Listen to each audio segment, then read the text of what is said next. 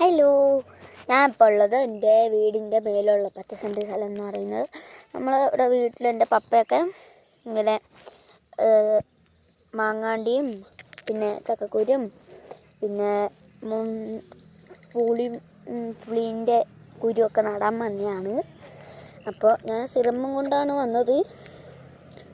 അപ്പോൾ കായസിൻ്റെ അനിയത്തി അത് കുടിക്കുന്നു. ഞങ്ങൾക്കിപ്പോൾ കാണിച്ചു തരാം. എടിങ്ങാ സിറപ്പം കുടിക്കുന്നതാണ്.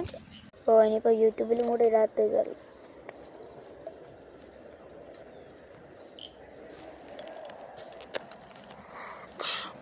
No reaction. അനീറ്റിനെ കാണിച്ചു.